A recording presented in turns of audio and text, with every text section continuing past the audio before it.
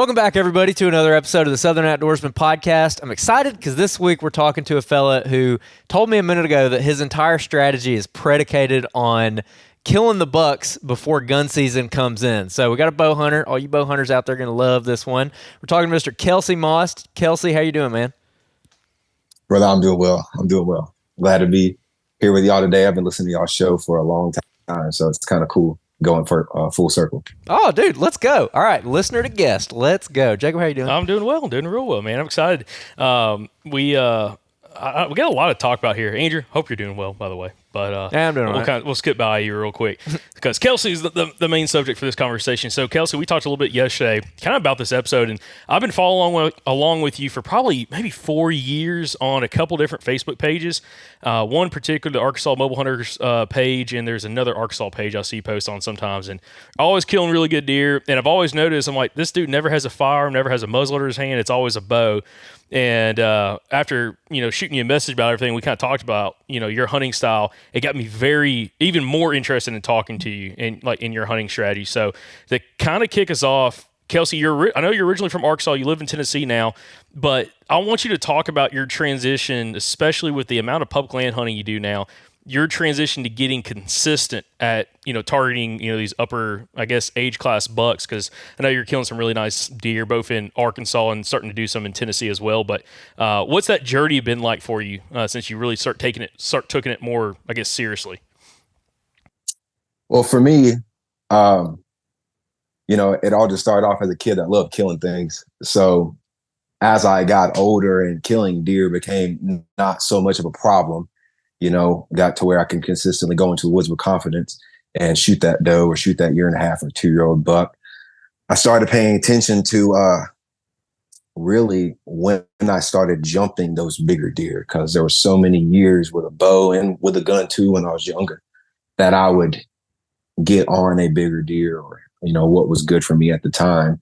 And I just could not quite make it happen. So, along the journey, listening to this podcast, running into older mentors that, had a wall full of big deer, I learned a few things for my area, whether that be hunting scrapes, feed trees, really cover being the predominant thing, no matter the area, and really identifying what that cover looks like in the area, depending if I'm, hunting in like the pine country where I grew up, where it's a whole bunch of SMZ, or in the rolling hills or in the big hills, really identifying the cover that will hold an older deer, or where an older deer might make it through 2, 3, 4, 5 years old, through the gun seasons. That's really what I guess you could say brought me to where I consistently started killing bucks and older bucks. I'm on a 6-year streak now, and I feel really good about it because, for so long it was, especially in my hunting circle, it was odd to kill a 3-year-old buck once every 2 or 3 years with your bow. And I've been able to shoot, several in the last 6 years. So it's been a really cool thing to get into. And it's my only passion. It's my only hobby. So it's the only thing I spend time doing. So. Absolutely. Well, we're going to start jumping in a little bit more into what exactly you do, because again, when I hear somebody like yourself that, is just a diehard bow hunter, not touching the gun, not touching the muzzleloader, like, one thing you mentioned to us, and Andrew kind of mentioned this, intro was, you're trying to get done, kill your bucks before the gun hunters ever hit the woods.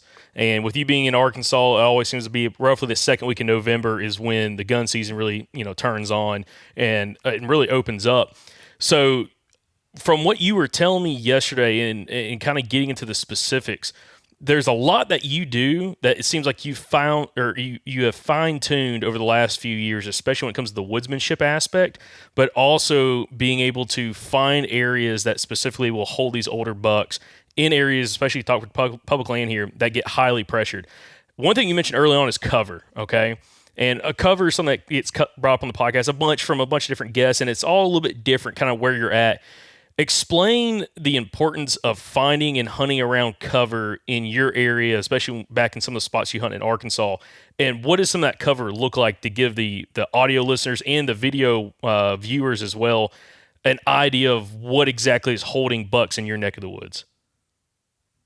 All right, cool. So really, that's a deep question because there is no like always right answer.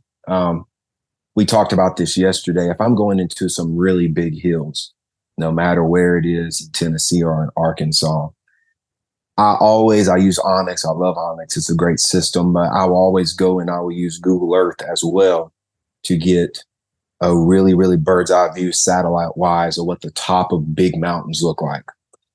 In Arkansas, we have rolling pine hills. We have rolling like hickory trees. Um, and a lot of times you find yourself in those pines, in those hickories, and you'll never have a white oak kicking around. You'll never have cover around. And I found myself so many times wasting days, wasting hours, wasting energy, just meandering through those hills, meandering through those woods, trying to find a deer. But I really started to get into better deer and just get into deer more consistently. And that's something we'll talk about here in just a minute. When I started getting into these kind of rocked out tops of these bigger hills that have Chinese privet. I know a lot of guys don't like that privet hedge, but I'm a firm believer you could take the seed and spread it from here to Maine, and I would not be mad. I love privet because of what it gives public land guy like me. It gives me cover and also gives where we're at. We don't freeze a lot. It's not, it's not getting cold and staying cold for a long time. So that privet will stay green just about year round. So they actually have good green, thick stem count cover year round. Now, that's only applicable to like my big hill country. And in that, and in my opinion, and this is just an opinion, a lot of guys may disagree with me. From what I found, if I can find big, and they don't necessarily have to be secluded, just hard to access. Secluded and hard to access are two different things to me, because you can have something that's secluded that doesn't have very much elevation change, and that keeps the people away. You can also have something that is hard access. You gain 1,000 feet in a half a mile, and that's a buffer where people are like, man, I don't want to drag a deer off the side of this hill. I don't want to have to get up and go over and pull this deer off the mountain. That's why you buy a Mr. Ranch frame pack and pack them out. But that's why you work out and train. But I always look for that when I'm in hill country. That also, in my mind, if I have that high stem count on those more bald tops, and they look bald on Google Earth, you'll get up there and they're not bald at all. They're full of blackberries. They're full of grass. They're full of privet hedge. I feel like deer, I give the big bucks the credit that they're smart enough to beat us. I don't think that we kill even half the big bucks that live out there. And I know some people would disagree, but in a lot of the hill country, it's weird that so many years you'll have 4 years where a buck doesn't get killed, and then all of a sudden somebody shoots a 180-inch deer out of nowhere. It's like, how in the world did that happen? Is he a 3-year-old? No, he's an old buck that's lived on this hill for a long time, and no one's managed to scratch him out. He got on a hot doe one day and it got him killed. So if I can find that kind of cover and either seclusion or really hard access, I'll always just assume that there's going to be a good deer in there, because I believe the deer are pretty smart. They know how to live, And I know that's one. Yeah, absolutely. And that's one of your big points that you were telling me about. The aerial scouting, aerial imagery, trying to find those areas that has that kind of cover type, specifically like what you mentioned with the Chinese privet, some of the grassier tops. Again, stuff that when you look at it on the map, it takes a trained eye to see exactly what you're looking for. It's something that, for the first guy ever to pull up, or the first time ever a guy pulls up, especially like Google Earth or something like that, and he's looking for like Chinese privet, he's not going to be able to tell the difference between that versus, depending on the time of the imagery, especially if he's looking at like kind of fall imagery, but specifically looking at a winter imagery, if it's anything else, and figuring out how big that privet is on specifically the aerial imagery. But I know that's a huge factor for you. Again, that cover. And one thing you were telling me is like how tight, and I want you to talk about this, how tight are some of those bucks staying to some of that cover when you're actually getting opportunities, whether it's actually hunting or running trail cameras or anything like that, how close are they staying to that cover versus all these wide open, hilltops and ridge sides and everything else you're talking about? Because a lot of it sounds like big open woods. I've hunted the Ozarks before, and it's a lot of big open woods, and it's the cover is very limiting there. So, how close are they staying to that, especially when you're seeing, bucks actually travel? They don't leave it, unless it's nighttime. I can't tell you how many times I've made the mistake, and we'll get into this when we start talking about feed trees, of actually getting into that privet and jumping deer and hearing them bust off the side of the mountain. And that's just to get away from me. I could have stayed just off the side of the hill or the mountain or whatever, 50, 80 yards, and either they would have never moved or never seen or heard or, smelled me, whatever it may have been. But and I've just learned this from running trail cameras. Me and a group of buddies, we run a ton of trail cameras in those big hills. And you can have a trail camera faced one way and not get a buck. Turn it around into that thick cover on top of those spines of those mountains, and you get 6 or 7 bucks in a 2 or 3 day period. Different bucks, not the same buck, and get, the same buck 2 or 3 times in that time as well. It's just such a thing for any type of hunting that I do. Even in Tennessee, the 2 bucks I've killed the last 2 years in a row, they have just lived in these shell areas of tight cover that you can't see through. You can't get into without them knowing that you're there. Both those bucks I killed them on absolutely perfect days where I had a northwest wind, a rising thermal, and, the day after a storm. Just absolute perfect days, the days that big deer die. So that covers everything to me, like everything as a bow hunter. The closer I can get, the better. And I do jump a lot of deer. Don't get it twisted. It's one of my most frustrating things is I will go in and I will push the envelope being like, man, if I can just get, and sometimes it's 10 or 15 yards closer to where I know I can shoot everything in there. And I take 2 or 3 steps and they take off. I should have been in this tree. But that's just part of being a bow hunter. That's the thrill to it for me. I haven't gun hunted since I was 15 years old. I'm 27 now. And it's just so much fun. Like I could kill more bucks with a gun if I gun hunted, but just being able to get close and shoot them when I could, spit on them, that's just it for me. There's a lot that I want to dig into with this. And one thing I think we're going to maybe get into a little bit later, I think you and Jacob talked about yesterday, overcoming especially target panic when you're bow hunting, and the reps it takes to just go out and kill a couple does. So at some point I want to talk about getting good at just going out and hammering does or just deer in general. But right now I want to kind of dig a little bit deeper on your process. So you talked about targeting privet thickets or just any kind of high stem count cover. It sounds like you're looking for visual obstruction. So I'm assuming ideally something you can't see more than like 5 feet into, which there's plenty of that across the Southeast.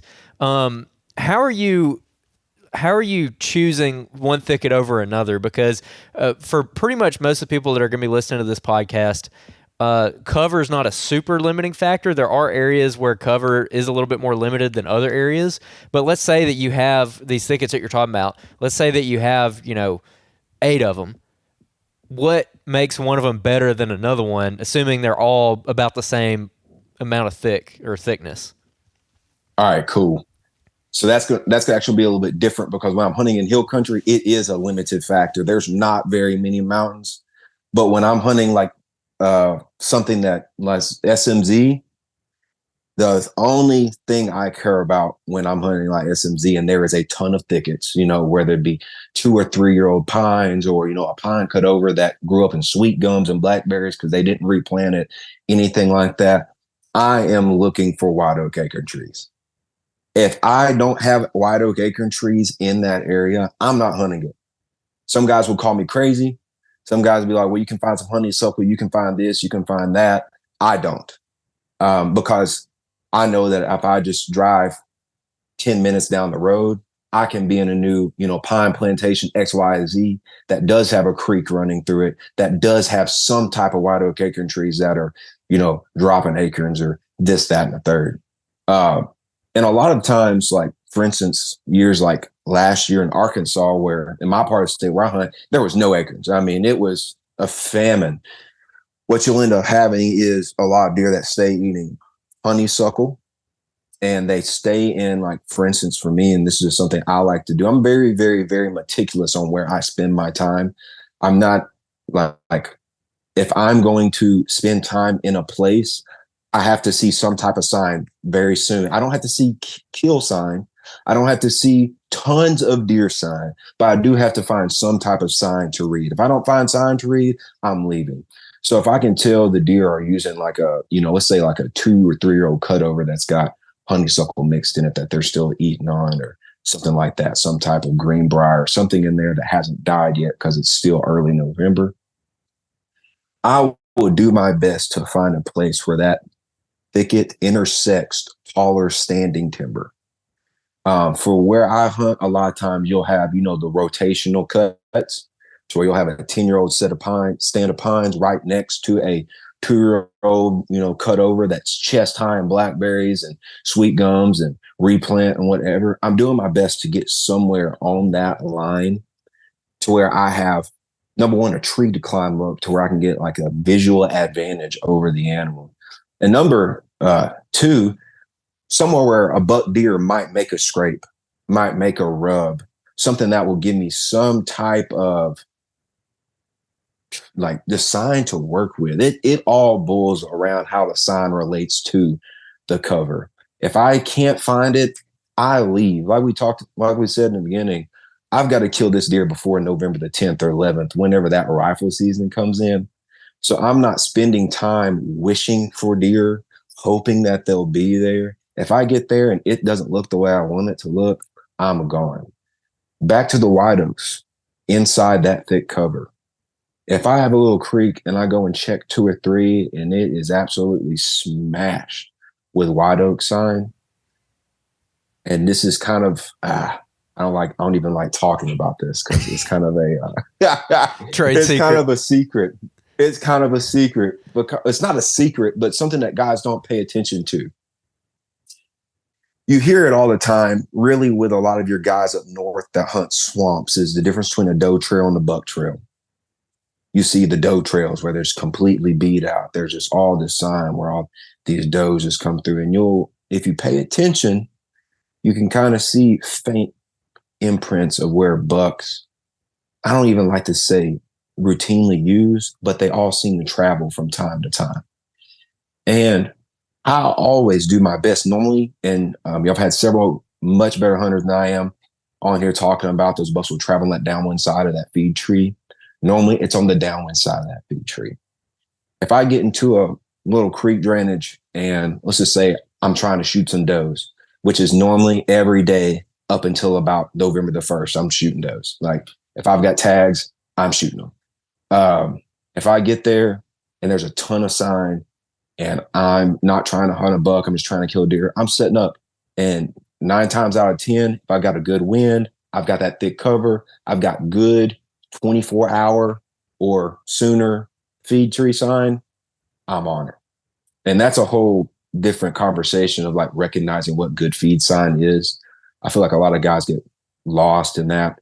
They see a lot of poop and a lot of, kick up from those deer scratching those acorns out, but it's not like true, daylight sign. Daylight sign is so obvious when you learn what it looks like. But whole different conversation. I'm always looking for that sign that is pinched in between extraordinarily tight cover. Cover that's so tight that you have a hard time getting into it and being quiet. It's almost frustrating to get into because every deer hears you on the way in, because if you're like me and you got your stand, your stick, and your bow, you got greenbrier and blackberries ripping your pants and raking across your arrows, and it sounds kind of goofy, but you just got to get in there and do it. Okay, man. Gosh, you just opened up so many rabbit holes that we're going to go down.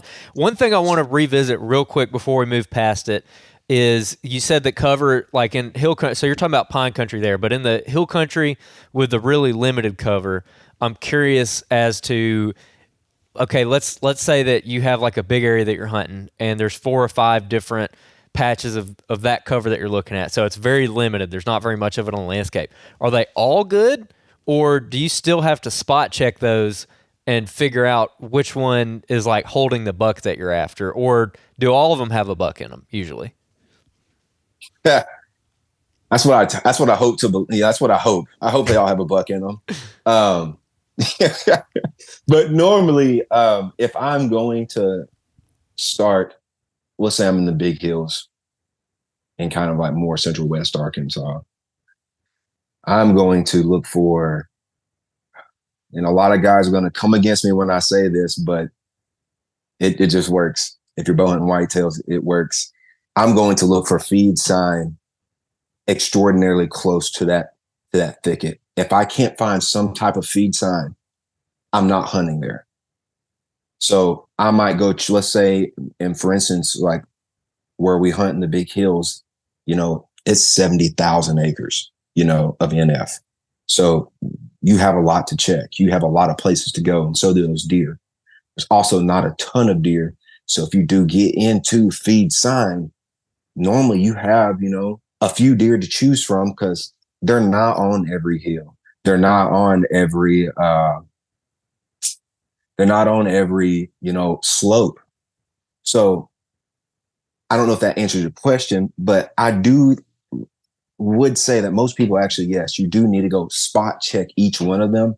But if you come to the second one and there's a good rub line and there's a good scrape line and you've got 2 or 3 white oak trees, and here's the difference between hill country, like big hills, and like SMZ and lower country kind of rolling hills. If you have some type of good feed sign, there's probably more deer there than you expect, just because those woods are so big and they can spread out, compared to like, an SMZ, to where if you've got 50 acres of cut pine and there's a really small strip on a creek where there's 5 white oak trees, you might have 2 or 3 or 4 different doe groups all smashing in from every direction on those trees, creating all that sign.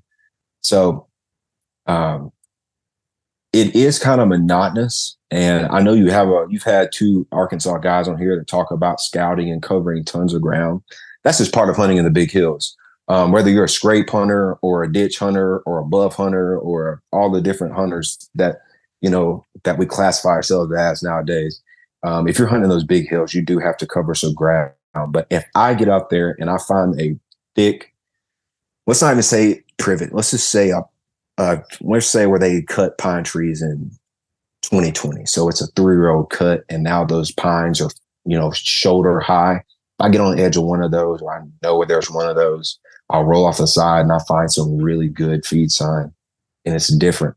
I can't say that enough. It's different in the big hills than it is down low.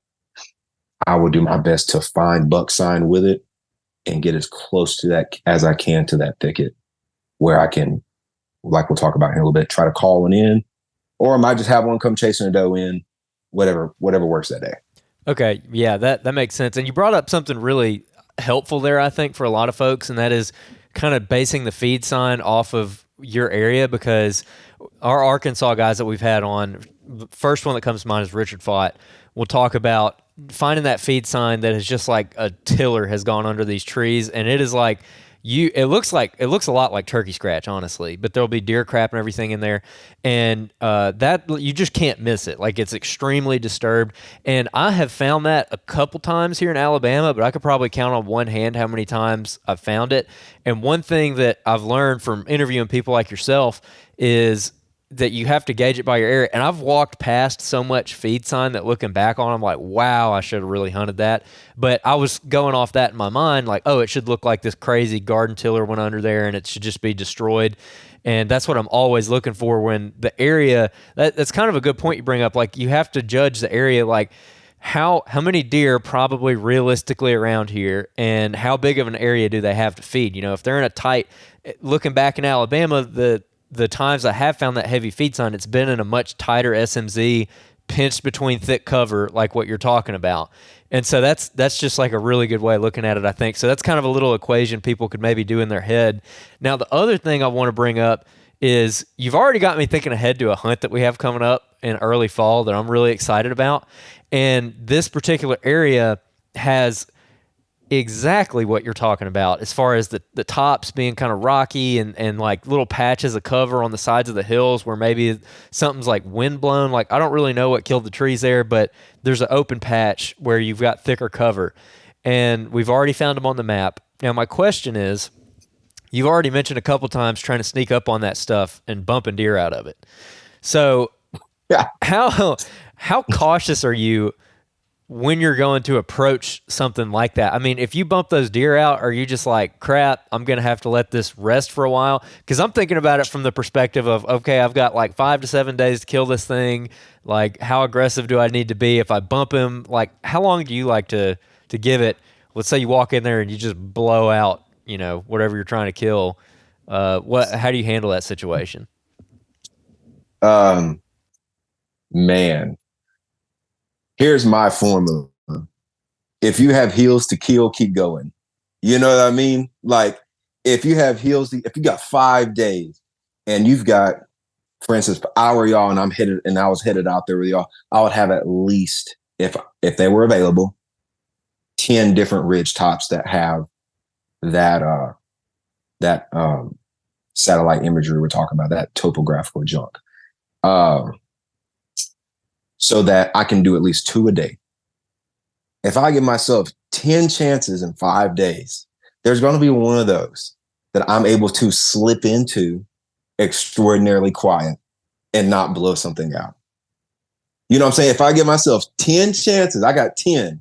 So like, it might be the first one. You might slide into that first one. You see a good buck, shoot it. And then if you're like me, any doe that comes out after that is getting it too. And if it's on the wrong day, it might be the first doe and the second doe. Well, who cares? But that's the way I like to approach it. See, when I go back home and I hunt on like Thanksgiving break, which is really the only time I have a chance to hunt deer in Arkansas, I do exactly what we're talking about. I mark off certain spots and I hit them. I can either slide in there and I do it well, or I get in there and I blow the deer off the mountain, and then I'm peeling off and heading to the next. And I know that's kind of like intimidating to a lot of people because, we want to be right the first time. And that sounds cute and all, but like, how many times have you killed that buck or that deer or whatever it may be on the first sit of the first day of the hunt, when the only thing you've ever done is, scout from your phone? It does happen. I've done it before. My biggest buck I've ever killed in my whole life was on something I looked at on Onyx for 3 days, went and hunted it and shot my biggest buck ever. How many times has that happened since then? Not very many. So if I can have like just a plan of like 10 spots, all right, cool. I'm going here, then here, then here, then here, then here, and here. I'll do that. Now, if it's a place that I can hunt over and over, here's the kicker, like the deer I killed this year. The deer I killed this year, actually got a game cam picture of him last year on December the 3rd as a 4-year-old. He was probably 125-inch 8-pointer. 4-year-old buck, typical 4-year-old Tennessee buck. And had it on this old logging road or something off the side of this hill in a really big pine thicket. And I knew he was heading to this other pine thicket on the other side of the ridge, because that's where all the deer, to this day, that's where they all bed. So transition over to this year, I hung a camera on the top of that ridge and I hung a camera on the bottom of that ridge. Camera on top of that ridge was on a scrape. Camera on the bottom of that ridge was on a scrape. And when I say on this hill, in this little bowl, there was more feed sign than you could have shook a stick at. Like, there was more feed sign than almost any place I've ever seen in my life on this one big horseshoe. White oaks, red oaks, from the beginning of October until almost the end of December, there was just so many deer in there. And I put it over that scrape, and I would get that buck from time to time, hitting that scrape, leaving to go check some other does at this other pine thicket that I had a camera on. I get a picture of him over there. I actually called him in a mile and a half away 3 weeks before I ended up killing him. And either way, I went and hunt that buck twice before I killed him in that pine thicket. And this is how smart they are. And this is why I always say, like, I'm on the deer side, not man's, when it comes to like which one's gonna, win. I would be slipping in to hunt that pine thicket. And I wasn't hunting hot feed sign. I was trying to get in on that pine plantation to really like cut in on that deer. And I would get a picture of him leaving out of the back of the pine woods, going down the ridge every time I would be slipping in there. Like it was, and the crazy thing about it was that pine thicket is about 5 acres. It's about a quarter mile wide. I don't know, 5 acres, that might be too much. It's about a quarter mile wide and about 250 yards tall. It's not a small place.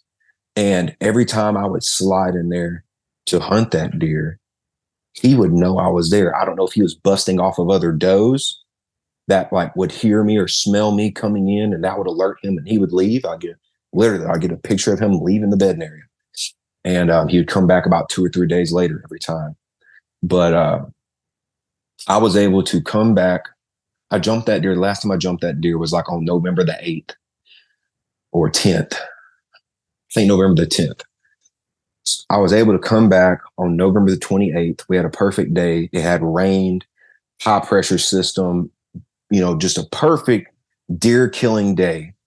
And I was able to be really quiet, slip in, actually went in a different way, slid up the hill, had a situation where I had some deer come out in front of me compared to where I was going to set up to shoot him or just hunt and kill any good buck at that point. And I set up my tree stand where I saw this deer come out, grunted him up literally to the base of my tree and shot him straight down right between the shoulder blades and dropped him. And that was literally a deer. I'd had one other encounter with him and 2 daylight pictures.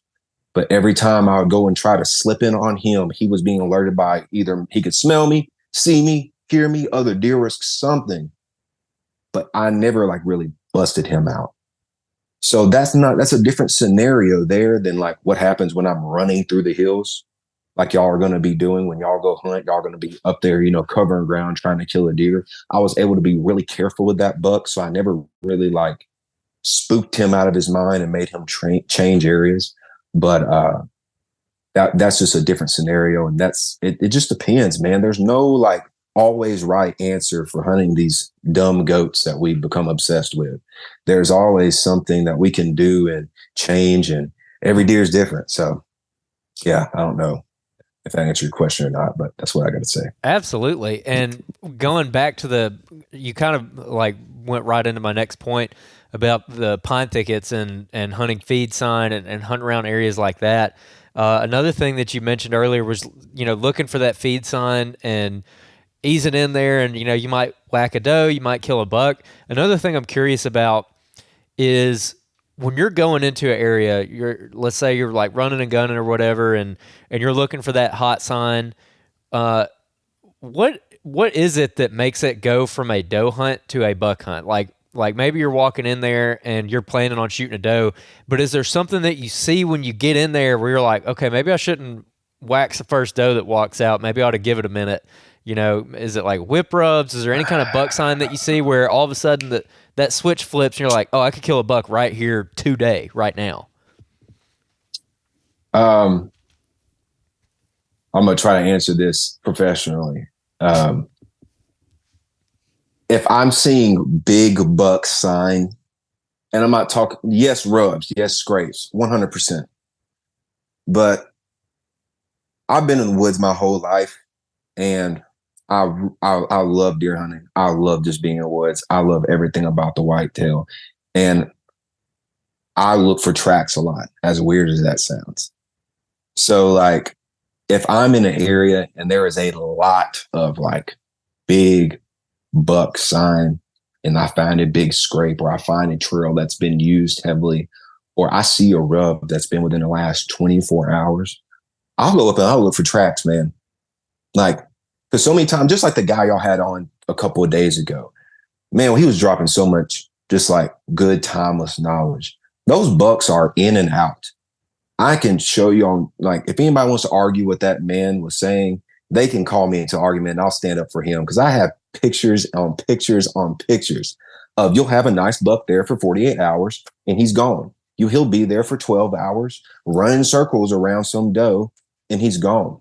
So if I can go into an area and see that, like, this big, like, if there's a big pile of fresh crap, just, that big buck doo-doo that's like in the middle of a trail in a scrape, and I see that, I'm like, all right, cool. I'm not very far behind him. He might have just beat me 10 minutes ago. That's when it kind of turns into a buck hunt. Also, another thing is, like, I let the woods tell me a lot of times when I should start really buck hunting. This year, I was doing some scouting, slipping into an area, and I always have my bow in my stand and everything when I scout. I don't ever scout without it during deer season. And I was walking through this big, just kind of like oak ridge, slipping. It was super windy that day. And just in the middle of I'm talking about just a big, wide open ridge, I see this deer turn and look at me on the ground. I'm like, what is that? Like 50 yards in front of me. And I go to see that. Hey, I'm like, that's a buck. That's a good buck. I threw my binoculars up, and there's this big 7-pointer that I have on camera. He's old as dirt. Not like, when I say big, he's like a big mature buck. He's not like a 130-inch 7-pointer or anything like that. He's just a big mature deer that I'd love to kill. And he was pinned up with a doe out there in the middle of the woods on like October the 18th, 17th, And from that moment right there, I was like, oh, okay, this makes sense. Just a few days ago, I had a trail camera there about 150, 200 yards down that ridge. I had buck after buck after buck after buck. He was one of the bucks hitting that scrape. And then within that last like 24 hours, it shut off. Well, when I was sliding in there, guess what? I figured out why in the world it shut off, because Big Daddy had the girl and had ran everybody else off, So that's when I start seeing things like that, that's when I really start changing over from like hunting bucks. And I've got that time period kind of dialed down in my mind. Like if I'm in Arkansas, and anybody's ever talked to me about October 20th to the 24th, I'm probably not shooting any more does after that point, all up until about the 15th of November. In Tennessee, it's a little bit later. About November the 10th, that's when I really started seeing those bigger, more mature bucks chasing does. I run a lot of tacticams on like ridges and scrapes and bedding areas and things like that. So about November the 10th is when I really, really started seeing those bigger bucks, that I would say 3.5+ year-old buck really on their feet chasing does. So I'm only 2 years hunting into Tennessee. So I would say like in Tennessee for me, it's going to be about the 10th of November is when I'm really going to start focusing on just hunting bucks. Interesting. You got anything? I've taken the floor from you. No. So if you got another point, I've got something. Well, just one thing that I want you to clarify, because we are going to talk about how you implement calling and to really enhance while you're hunting feed trees and giving a bow hunter more of an opportunity instead of seeing that deer at 100 yards or 80 yards, getting inside 20 yards to shoot them. But one thing you mentioned earlier, Kelsey, that I'm really interested in kind of getting your take on, you mentioned daylight feed sign looks different from nighttime feed sign. Could you explain that and the difference between the two? Man, it's really not the feed sign that looks any difference. It's where it relates to where your deer are bedding. I'm not a bed hunter. I don't know about y'all, but it does not do me any good really to hunt beds where I hunt. It's rocky. It's loud. I don't have a predominant wind this, that way, or the third. to get in there and try to hunt a bed would be committing suicide deer hunting wise. You know what I mean? So if I'm in the middle of like a wide open stand of timber and I see this awesome deer sign, that's nighttime sign to me. When I get to that thick zone, I'm talking, I know the deer bed on this side of this ridge because there's a nasty privet or a nasty pines, or in Tennessee, it's kudzu a lot of times. There's a nasty kudzu thicket. And I mean, I shouldn't have said that. I'm joking. I'm messing with y'all. If I know there's a nasty thicket somewhere and I get like this year, for instance, there was right where that buck had that doe pinned down, just on the other side of him, there is a nasty kudzu thicket. And on the way to it, you have to start getting into scattered pines. And in there was a few big white oak acorn trees that were just obliterated. I'm talking about rubs, scrapes, feed sign, fresh poo, everything that you'd want to sit on. I did sit on, saw 2 good bucks and 5 or 6 does. Nothing I want to kill, but one of them I'll go in there and make sure he's still in there and try and kill him this year. He's freaking sweet. He had a big extra beam. He was cool. That's when I start getting into that like daylight feed sign. That's my opinion on like the difference. And Richard talked about that. I love Richard. Richard's a good dude. He's helped me in a lot of ways. But, just like if you're in the bottoms and I guess anywhere in the Delta between Arkansas and Mississippi, when you get into a big blowdown area, places where there's tons of trees blowed down, you got that water mixed with it, and you find some of that hot feed sign in there, just probably time to climb a tree rather than being out where the timber's still good and green and tall. You get into some big blowdown areas and, there's buck brush around those lakes and there's water as well to where deer can use that water as cover. They use it, kind of like a sound barrier between them and whatever's coming into them. You tend to have more deer around you. So that's how I differentiate between daylight and nighttime feed sign. Interesting. Okay. I'm digging that. I'm digging it. I want to get into the calling stuff because all right, before you get that, I'm cutting you off. No, okay. Yeah. I don't want to get over calling quite yet. There's one other thing I want you to mention, or Kelsey, what I want to talk to you about. When you're talking, going back to like this real steep hill country stuff, like kind of what you hunted in Arkansas. Sounds like Tennessee's not as aggressive as like what you were hunting in Arkansas, but like Arkansas, for example, a lot of that covers up top. How close? Like, are you looking for any specific kind of habitat? Or you talked about habitat edges, but like terrain features, like benches or anything like that you're trying to find, like the closest thing up to the top that these deer might come to once they leave those bedding areas and those thickets. Is there anything like that plays through your mind of like what you're looking for, like elevation wise? At the top of the ridge, halfway down the ridge, bottom third of the ridge, whatever that you're really trying to key in on. Yes. And I feel comfortable saying this because most guys won't do this. Everybody wants to go to a saddle or a finger ridge. And that will work. Don't get me wrong. If you have your 270 and you're going to sit across and you're going to shoot one from 150 yards away. But for me and bow hunting, if a guy will take his time looking at, let's say we got a perfect straight the spine of a mountain that's covered in privet hedge, just privet and grass and Indian plum and just junk. You can't walk through without making a ton of noise.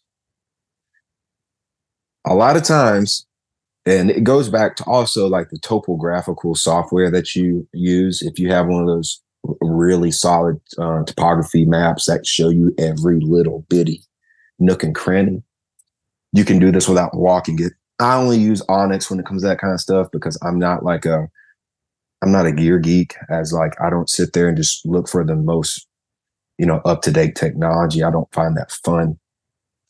But if I can get on Google Earth or Onyx and see where that mountain crest over, you get out of that thick area and there's just a little bit of a shelf. Not a shelf that you can see. And that's the thing. If you get on a shelf that everybody can see, everybody will be there because everybody's talking on podcasts. Everybody's great granddaddy shot a nice 10-pointer up there in 54. All those things come into play. But if you can dig deep on Google or on Onyx or just with your feet and find a little, just a little bitty just bench. And I mean, when you get there, it might not be much of anything. It might be 10 yards wide and 30 yards long. And it's just a little, and it's straight back to downhill. I have found that those deer love that if there's white oak acorns on them. And I keep on bringing white oak acorns up because in my part of Arkansas, that's the predominant fruit tree. I know in other places, they eat other types of fruit trees. Like you get down the river bottoms and it's those big nuttalls and stuff like that. But where I hunt, it's the white oak, just a regular standard old white oak acorn tree. If one of those places, you can find one of those places like that, and it's got white oaks on it, you're normally going to have deer sign. And like I said, it's going to be a lot for the area that you're looking for. And if it's not there, if there's not acorns on the ground or those deer haven't found it yet, just keep moving. Just chalk it up, check mark, keep going. But that's one of my favorite spots in the world. Me and one of my best friends, I burned a etch in my mind, because if I would have done this, we would have both shot 130-inch deer in the same sit on the first sit together in this one spot. We come up over these two hills, we roll over the top, and we hit one of those little bitty, tiny benches like that. And when I tell y'all there was so much buck and feed sign, this was like October the 10th. It was this, when they were still like batched up. And we get in there and I'm looking at the white oaks and I'm looking at these red oaks. I'm like, man, the red oaks have more sign on them. But those white oaks, man, it's time for white oaks. Like those red oaks were dropping 2 weeks ago. That's why they were eating those. I need to sit on those white oaks. But man, there's a lot of sign on these red oaks. And I set up under those red oaks.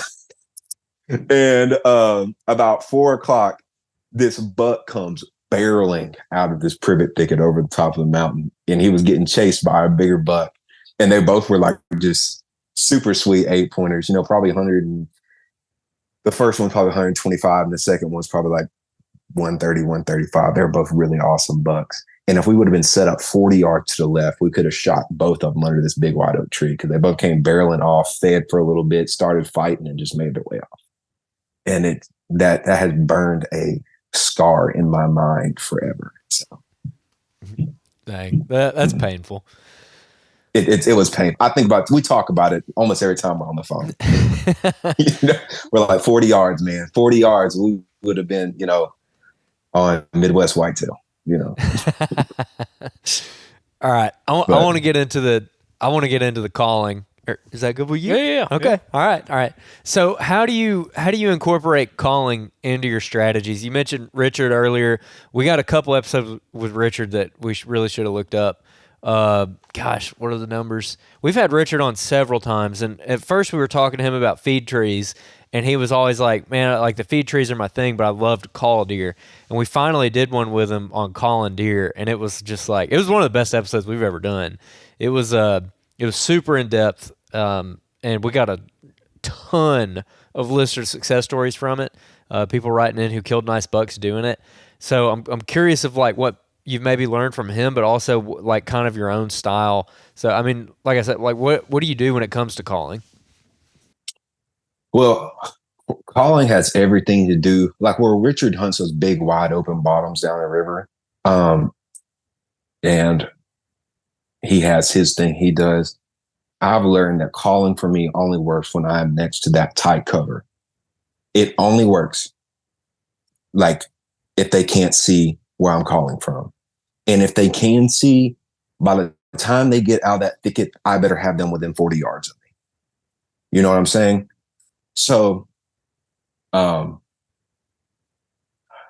anytime I'm calling, it's normally, if I'm in the mountains, it's between October 20th and really the end of November.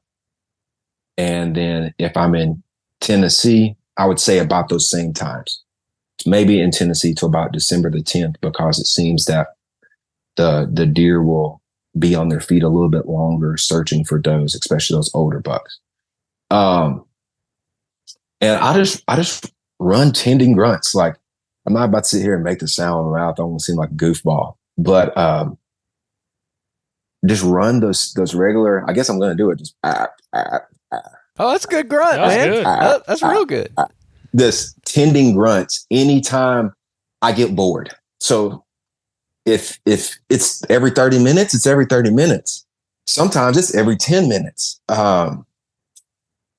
Story.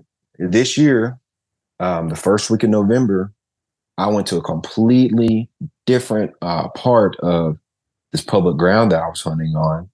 And there was a really, really, really nasty thicket kind of down in this creek bed. And I had no intentions of, like, I didn't know that 8-pointer I ended up shooting this year. I had no idea he was going to be all the way over here. And I got set up. I jumped this doe. And I was like, man, I'm just going to get in here and start making some freaking noise. So I got set up in this cedar tree. I can kind of see down into the creek and across it, but I can't really see up and in front of me. And the way it was in there, the wind was just, it was swirling. But I was like, man, I've walked so far to get back in here. I'm about to hunt it. I don't give a crap. So I just start every about 10 minutes. And I hear this deer across this creek, stiff legging to me. I'm like, all right, cool. I'm calling in a 2-year-old buck because, normally when you get to calling, that's just the truth. You're going to call in 10 or 15 1.5 to 2-year-olds for every 3-year-old that you call in. I'm not even that's not even talking about 4 or 5 or 6, 7, 8-year-old bucks. But I'm like, well, here comes a 2-year-old buck. And sure enough, I see the deer, like where he was coming out. I saw his body through the cedars. And I was like, man, that's a big bodied buck. And it ended up being the big 8-pointer ended up shooting. He came to like 11 yards and just sat there and stared at my tree like, where are you at, fool? And saw nothing. The wind swirled and he took off. And that was a cool experience. And that happened at 2 in the afternoon. I kept on calling. I called in 2 other young bucks that afternoon, like a little 6-point, a little 8-point. So anytime I can just use calling to my advantage, and, for anybody that wants to know what I'm talking about, a better example would be that Richard Fott podcast. Just go and listen to it, because that's literally exactly what I do. And just don't get loud, get next to cover. And it's not a buck roar. We're not in Kansas. We're not in Iowa. I've never heard a deer belt his heart out. This year when I came to Arkansas, I had the privilege of watching this probably 5.5 or 6-year-old 9-pointer work this doe in the middle of a cutover with 2 other young bucks around him. And the closest I could get, because I belly crawled to him, was about 80 yards. Should have had a freaking rifle. And I got about 80 yards from him, and I got to hear him grunt for probably close to 40 minutes. Like, just hear him work that doe, run those bucks off and grunt, and none of it was loud. None of it. I mean, he was angry. Like, he was rutted up. He was an old, big, swole up buck. And none of it, if you weren't paying attention, you wouldn't have heard it. And that was from 80 yards away. So, and that was in an ultra aggressive, situation too. It wasn't like he was just kind of running through there chasing a doe. He was, every time he would go to chase one of those little bucks, he'd, but it was so quiet. Like, as mad as he was, it wasn't loud. So I use that anytime I'm near cover. Once I start seeing real deal rut action, if I start seeing, it sounds crazy, but if I start seeing young bucks hit on the side of the road or something like that, where I know they're up and moving, I'm going to start grunting often. It probably, if I was a turkey hunter, people would get pissed. You know what I'm saying? It's like I would be considered like the guy who never shuts up on the turkey call. That's me when I'm grunting. I've never ran it off. I've literally grunted with does right underneath me. They don't even pick up their head and look at me. So, yeah. That's interesting, because that really sounds like our turkey hunt from this past year, like really just soft, kind of subtle, Covert. calling. And what was that episode number real quick, by the So way? the episode with Richard Fott, it's titled Call Deer the Right Way, and it's episode 290. Episode 290. Again, 290. must listen to episode. Yes. Probably goes down in the podcasting Hall of Fame for us when it comes to most No impactful doubt, episodes. no doubt. And another thing that this isn't even really a question. I just kind of want to get your thoughts on this. When it comes to like how close, like I just again want to kind of stress like how close you're actually getting to the deer when they're bedded down. Whether it be you're going to a pine thicket and setting up on a feed tree, or you're setting up on one of these little privet areas, or just around the hill from where they're bedded. One thing that I was explaining to my stepdad last year, which he's kind of newer into hunting, he's able to kill his first buck last year, and he was able to see a lot of deer last year too. And one of the things that he was doing wrong throughout the season was he was just being like, he wasn't being quite cautious enough when he was moving in. And so, but the day that he killed his buck, I told him where he probably ought to hunt that day. And I was like, look, if you go in here, like visualize in your head like where that deer is probably actually laying. And we had walked through this bedding area in the off season, and we'd hunted all around it, so we had a very good idea of the area these bucks are bedding in. And I'm like, when you're walking in there, when you're getting in that tree, you're probably like 100. He's probably literally laying 150 yards from you. Like he's in that cover, but because you don't see him yet, or you're just focused on getting in the tree, you don't really think about like he's right there right now. Right. Mm-hmm. And, he took like 2 hours to get in the tree that one day, and he killed the buck. It worked out for him. Or like even guys that are hunting off of food plots, who are just trying to kill a doe. It's like we have some food plots on our hunting club that are surrounded by those pine thickets. They're like food plots in those pine thickets. And I'm like, if you go out there and you look, like when we rabbit hunt it, you go find those beds out there. I'm like, these does are laying 50 yards off the edge of this food plot. Like, and you got to sneak in there knowing that they are right there right now. And so it kind of helps me and like it helped my stepdad like actually visualize that in your head about thinking about where they actually are and be thinking about that when you're walking in. Oh, what's your opinion on that? It's not really a question. I'm just I'm curious on your feedback. I mean, you're 100% right, man. They're always probably a little closer than you think. If you are in near tight cover.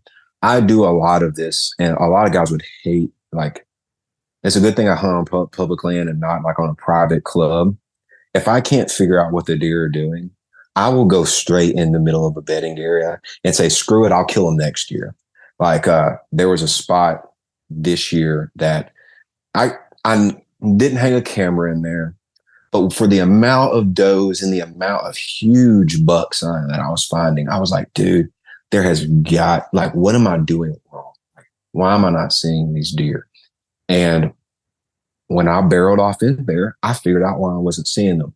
They were only bedded about 25 yards off of this creek bed.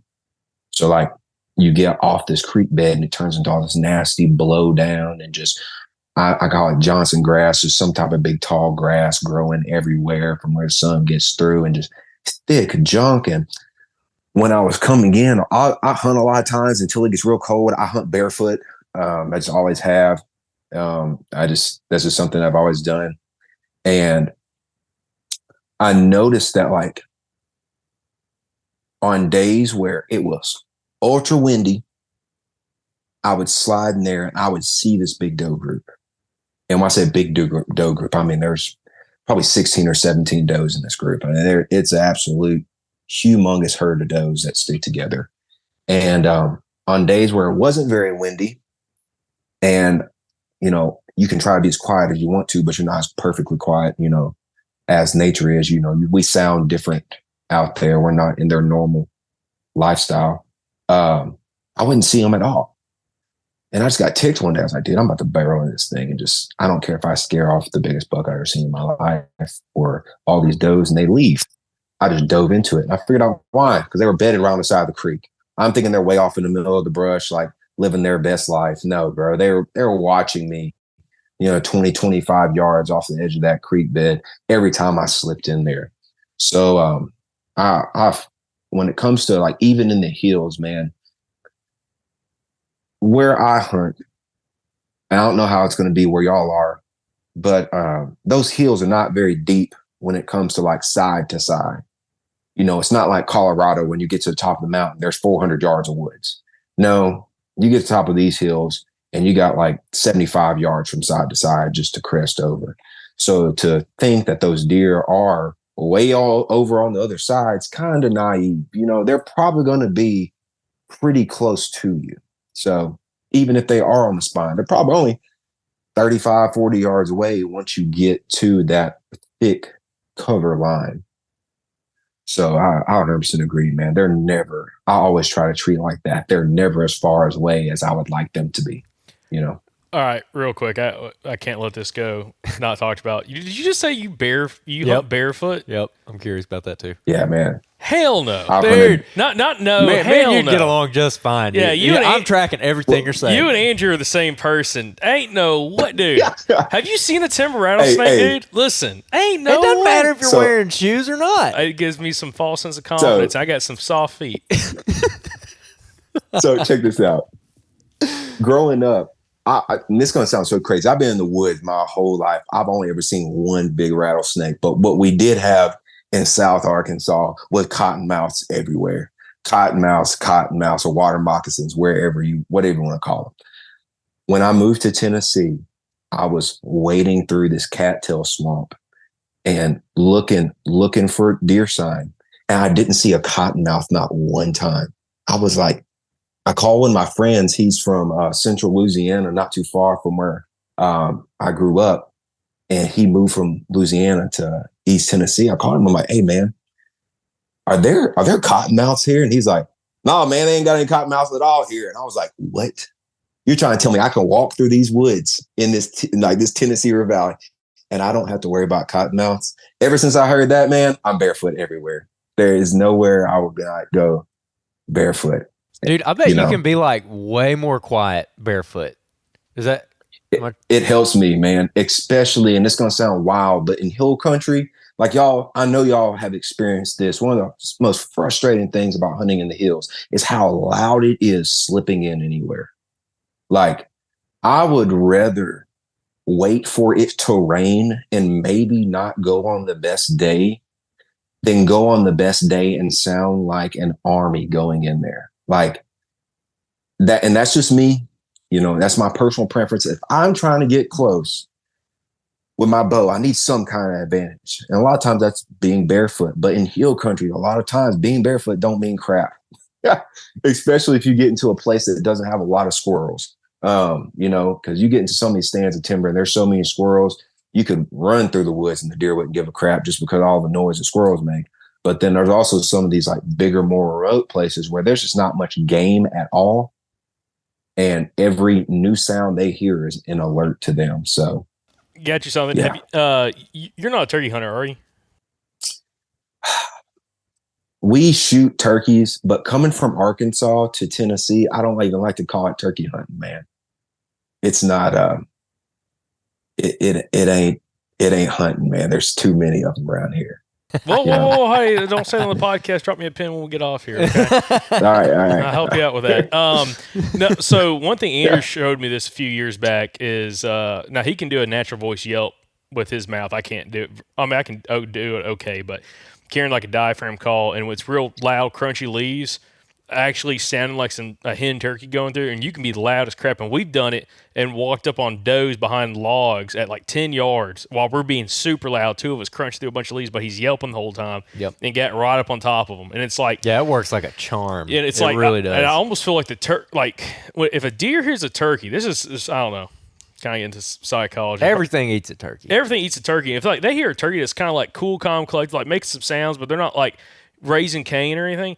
I think deer just are like, oh, if the turkey's cool, I'm cool. Like, it ain't no big deal. Like, you know, if turkeys walk around, like, you know, that means there's no coyotes or bobcats or people around because they got great vision, great hearing, the whole 9 yards. And it's worked, I mean, really well. I mean, that's something I started doing is just carrying a diaphragm call with me and just doing, you don't have to sound great on it. Just you're doing some soft yelps while you're walking through the woods, especially when it's real loud.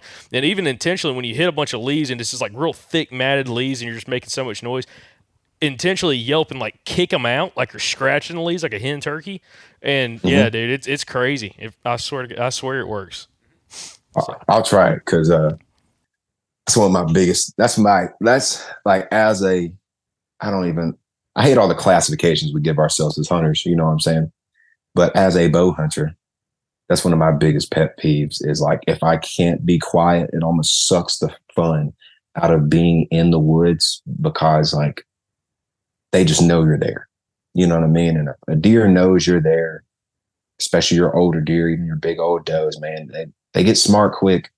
They get so smart so fast. So I do my best just to try to, I'm going to do that. Yeah. Well, let me state that. We do turkey hunt. We love to turkey hunt.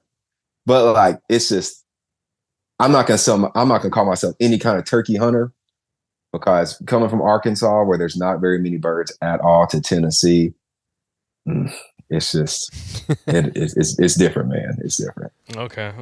Note taken. Okay. Kind of getting back off the whole barefoot story. I still think that's crazy, but you do you, my man. I love it. I bet you got some tough freaking feet. I bet you can step on a piece of glass and you don't even notice, man. Listen, there's something, we always say this, like, oh man, people go in Walmart barefoot, like, oh, you got Walmart feet, just nasty feet. Okay. It's like, dude, you're walking around all day. I bet you, dude, listen, do you ever get some no. Hey, bro, you want to know the truth? I got my first pedicure 2 weeks ago with my wife in Knoxville. Man, they put the cheese grater on it. It tickled for sure. I bet you they were like, "What the heck do you do?" You come off the mountain, head to the. What are those places called? Yeah, I don't know. Go get you a pedicure after coming out. They're like, "What have you been doing?" Exactly, nail salon. That's what it's called. Nail salon. There you go. Yeah. God, but no. I was looking for real. Man, sorry, I just derailed you. I was looking at like sneaking like little boot covers because they make them for Western, like Western hunting. Yeah, it's like a moccasin with like a big, thick felt bottom that slips over the top of your boot. And I was looking at getting some of those because I've slipped my boots off before. I think I've maybe done it once or twice, but I do it with turkey hunting a lot more. Like if I'm trying to get really tight to a gobbler, I'll slip my boots off and just walk in like wool socks, and I can be like really, really quiet in wool socks. It helps a lot. But like if I'm about to climb a tree or something, I've been looking for some kind of solution for it. So I thought about trying those boot covers, and they're made for like stalking, I guess out west, like in rocky terrain, so you're real quiet.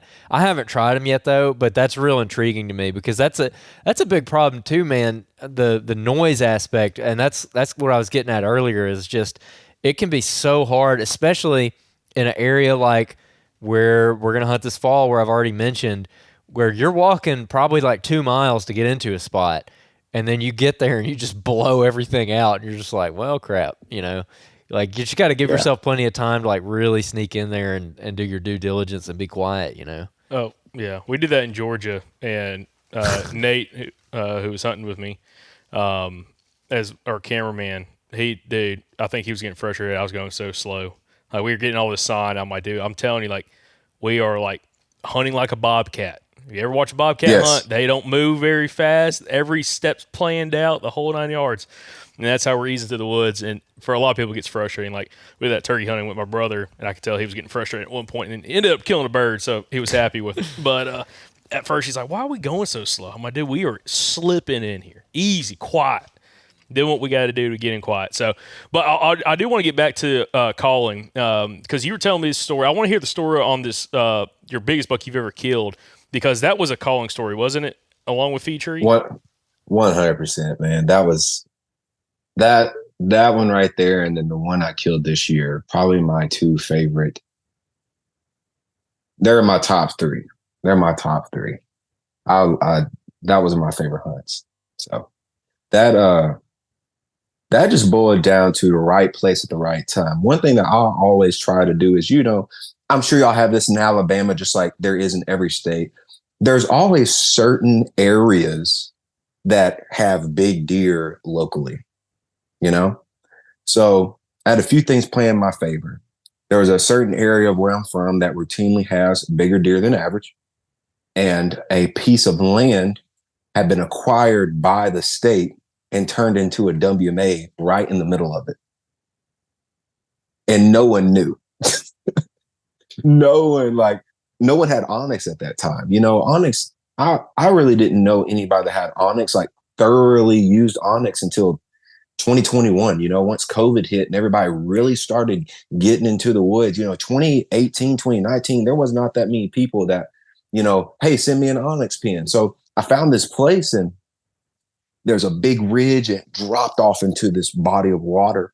And on that drop off was an old pine plantation. And I slid in there. It was raining that day. I slid in there about 10 o'clock. I was able to leave one of our businesses pretty early that day. Slid in there about 10 o'clock and walked the top part of that ridge. And when I got to a certain part of it, the thermals are rising. And have y'all ever smelt like a buck in the woods when it's, rutting super hard? Love it. So I'm walking and I get almost to the edge of that ridge and it just hits me in the face. Just like, I was like, oh, all right, that's cool. But on the top side of that ridge, there was a lot of people sign. Well, this WMA gate was closed on it, and I wrapped so like nobody could drive in or anything. So instead of hunting that top ridge where I smelled all that, there wasn't any deer sign either there. It was just, there were some like scrapes and some rubs here and there, but there was just a lot more people sign than I ever would want to hunt around. Like scent wicks on the trees and all that bull crap. So I walk back to my car, get dressed out, make a big loop around the bottom, drop off that ridge into that river channel. And right where those pines met the hardwoods, there was this a massive scrape line, like every scrape big. What you want to see. We've all experienced it where we hit those scrape lines where it's just like, oh man, here we go. So I started sliding down that scrape line. And when I say like one side of my body is on like, it's kind of like a dividing line. One side of my body was in a white oak bottom. The other side of my body was in a pine thicket. Like it was like a super hard line. I kept on going, kept on walking. I get about probably 500 yards. I mean, maybe not that far, maybe 300 or 400 yards into this walk. And I just hit this spot where it's just like feed sign, feed sign, feed sign, scrape, scrape, scrape, and just all this deer sign. And also, and we can talk about this, for me as a bow hunter, I know there's everything in the world to like help you get your scent right. But if the wind is not playing in your favor, you're going to have a hard time, in my opinion. Maybe we're not with a rifle, but bow hunting, like I can't tell you a time where I've killed a good 4, 5, 6-year-old buck when the wind was wrong. I can't tell you when, but I can tell you every time when it was right. You know what I mean? So I get to that bottom side. I've got the wind in my face, hard in my face. I've got all this acorn sign, all this rut sign, just like whip rubs, big rubs. I've got this big bottom behind me of hardwoods and this pine plantation going up this hill in front of me. So I find this big sweet gum tree and I get about 15 foot up it. At that time I'm running those old Hawk Heliums and I think one of those Lone Wolf Alpha, not alphas, but some, I don't know, the one assault, of the big old stands. yeah. Assault's what it was. The Assault 2. I get about 3 sticks up and I look down and there's just 8-pointer. He could hear me putting my sticks into the tree and he came running in to see who was going in there. And he was a cute deer, he's a 2.5, 3-year-old buck, probably 100 cool inches. Yeah. Cool buck. He's a cool buck. Yeah. That's what Jacob says when he shoots a small deer. He was cute. And I'm sitting there and watching him. It was back in the Team Knocked Up days. So I took a picture of him and said, shooter pass. And I hung the next stick and he kind of, he didn't even know I was there. He literally turned around and walked off. He was freaking 10 yards from me. I don't know how in the world he didn't see me. I think there was a hot doe in there or something because when I say it was like weird, like he was right there underneath me and then just turned around and left. Put my other stick up, put my stand up, get everything hung. I'm set. And I just start. It was right when at that time, that was October 24th, the day I killed that deer. That's when the rut down there really starts kicking off, when you start having bucks really, really cruising. So I was like, man, I'm going to do some calling. So I just start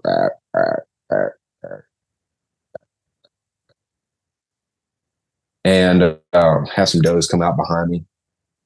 And I'm texting my brother, like, man, I'm really not seeing much. That little 8-point had come back in and went back over there with those does. Texting my brother, not really seeing much. And I look up from texting him, and all I see is this frame of this buck walking away from me. He had come in while I was texting to like 20 yards, saw nothing, turned around and left. And I was like, put my phone in my pocket and got my grunt call and just, and that joker turned right around, came right back to the same spot, looked, kind of shook off, turned to the left, man, shot him at 14 yards. He ran 30 and flipped over dead.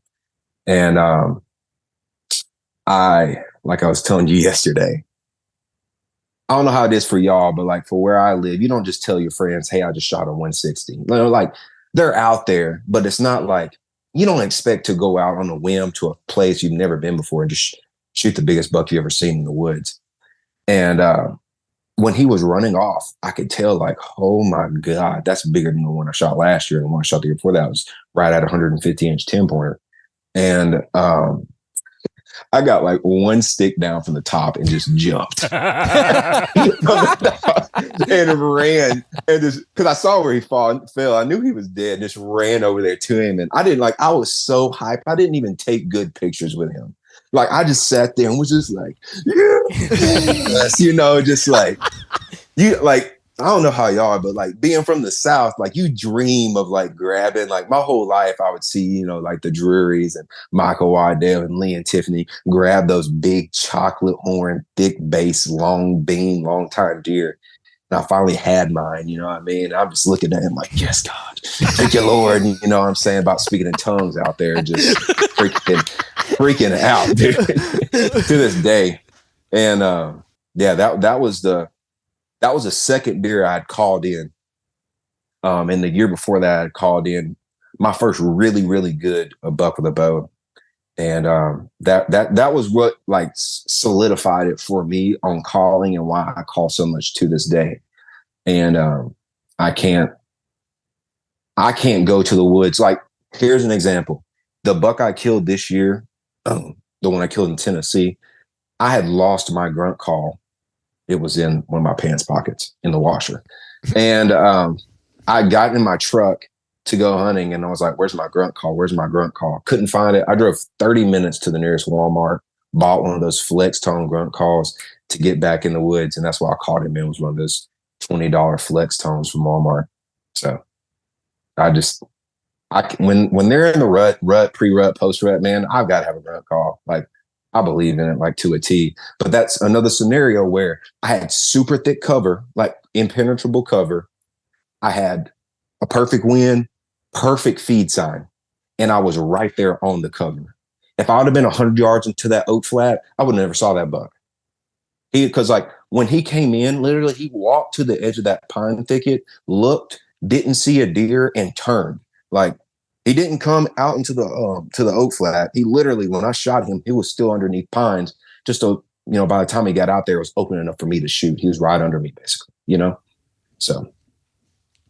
Dang. The hunt dreams are made of, my man. Man, it was, I think I get fired up about it right now. You know what I mean? I'm waiting to see a frame like that again. I haven't been on a buck like that since I got on one the year after. That was a mid 150s deer, 155 probably, big wide 10-pointer, and I messed that up completely. I should have.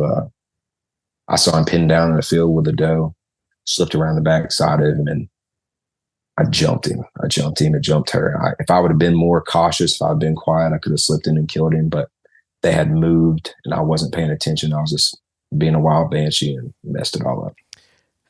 So would you say that like calling is a added benefit if you're specifically bow hunting and you've got to get that deer within your comfort range? It is a invaluable resource, is calling. unless you are a genie and you can wish them up into your 20-yard zone. If you're a bow hunter and you're not calling, I don't know why. I don't know what you're doing. Like when it comes to killing bigger bucks, like if I just want to kill any buck, I have younger bucks inside a bow range, which for me on a whitetail is like 55, 60 and in every, like, I'm not gonna say every sit, but I would say 8 out of 10 sits, I'll have a 100, 110, 115 inch 8-pointer or 10-pointer inside bow range. But when it comes to those big mature bucks, like getting them to like commit and like do something that's out of the normal.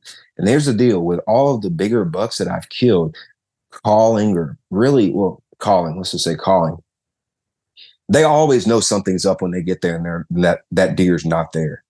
It's not like they're running in there like all hunky-dory goofy. That buck came to the edge of that pine thicket and he was looking for who was making that call. The buck I killed this year, he angry marched off the side of that hill, popped his head out and was looking like, who was that? Like, where did that go? And he didn't see that. My first big deer I ever killed, that I called off the chasing this doe that wasn't in heat, he came marching in. And when he got to where I was calling, I was in this big red oak tree and I wasn't there. He immediately started swinging downwind. Luckily I was close enough to where, I was able to shoot him at like 17 yards. But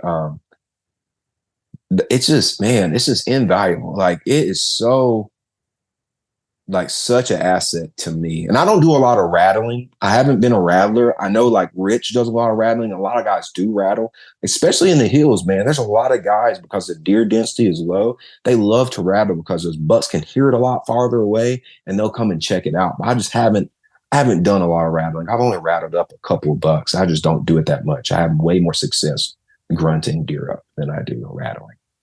Interesting. I want to talk about your just your efficiency of how you've gotten to the point where most sits you're seeing younger bucks and does.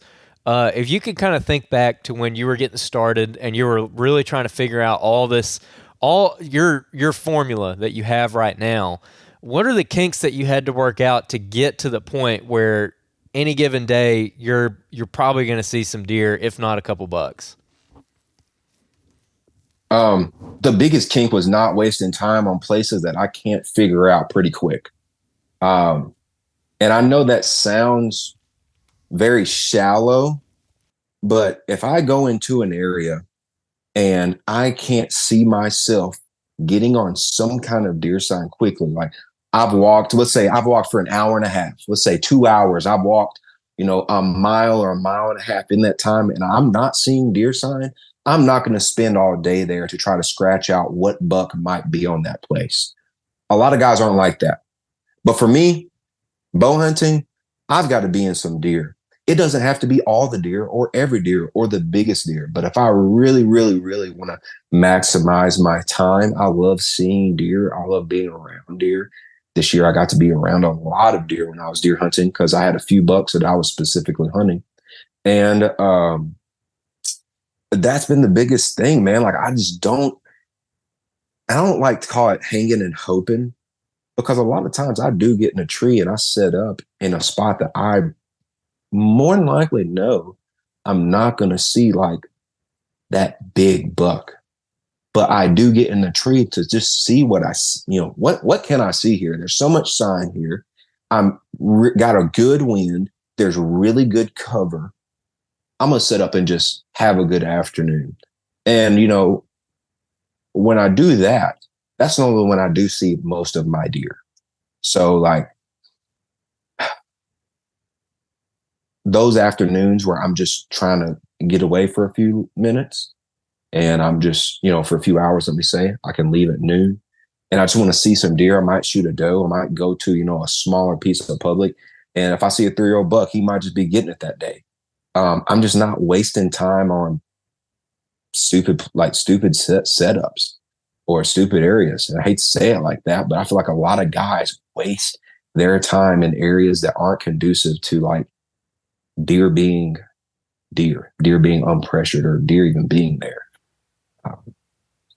Yeah. Yeah, I mean, I can relate with that, definitely. That makes a lot of sense because I mean, even if I look back at like especially when I first started hunting public land, and I go look at the spots that I used to hunt, a lot of them are like I really cannot put my finger on why I even liked this area. You know, like there's one place in particular where I'm just like I don't really know what drew me to this area to begin with, and I just spent so much time kind of banging my head against a wall uh, in that location. There was another thing I wanted to ask about with that, and it left my Okay. one thing. Can I add something to that real quick? Yeah. yeah. Um, a lot of it's situational too, as in the time of year. There's certain like areas where I hunt that I will hunt the first few weeks of season, but after that, I'm gone. You know what I mean? Like, and there's certain areas that I won't hunt until later, like way later. And if I hunted them the first few weeks of season, I wouldn't be seeing deer. A lot of times, I think guys get caught up on what they were seeing last, as in last season. So, like, they were seeing deer on this ridge at the end of January, let's not say at the end of January, end of December. So they go there the first 2 weeks of bow season and they're like, man, there's no deer in here. Well, it's not that there's no deer in here. It's just you're here way too early. And that goes back to like the guy y'all had on here a few days ago. Like a lot of it's just timing. Back to the whole pinup thing we were talking about before we started this podcast. Like, yeah, you can go hunt a pin oak tree that you saw them eating acorns out from around January the 15th, but they're probably not going to be there on September 28th. So that's just, it's such a basic thing, but I think people get lazy. Right? I'm a big proponent of not being lazy when it comes to like truly deer hunting. Like we got to find what they're doing today. And when I really switched to like doing that, like thinking that's when I started seeing deer all the time. Like, what are they doing today? Like, how can I get on today? So, Now, do you have? This is what I was going to ask before. Do you do any kind of summer scouting, or are you just like a most recent sign in season scouting kind of guy? I've only really gotten to the summer scouting since I've moved to Tennessee because there are less 4, 5, and 6-year-old bucks. So, luckily, with what I do for a living, I get to meet a lot of people. And so I can ask for permission. I've gotten permission on several places that have a lovely plant growing on them called kudzu. And I don't like to talk about this because I'm 27. I'm still trying to kill all mine. I'm sorry if that's selfish, but kudzu is a phenomenal crop. I know it destroys places and it takes over things, but those big buck deer in East Tennessee get buried in that kudzu and they live in it up until about, for me, the last 2 years, I know up until the first week of October. If you've got a big buck and the acorns aren't falling, even if they are falling, a lot of times that big buck will still be in that kudzu. And I messed up on one of, I think probably would have been my second biggest deer this year. I just couldn't figure out how to get in there and kill him with the way the wind was and all that jazz. But he's just a freaking magnificent 8-pointer, just probably 19, 20 inches wide, probably 12, 13-inch G2s, 23, 24-inch main beams, just a freaking beast buried in this privet hedge thicket, and he wouldn't leave it. And he was safe, and he's 6 or 7 years old. That's the only time I've really gotten into the summer scouting since I moved here, trying to find a bigger, more mature deer. They act, how they act during the summertime. They're not the same as they are when they go hardhorn. So it's just the way I'm doing it here. I'm looking at kudzu. We really don't have any beans. We really don't have anything like that you could get on.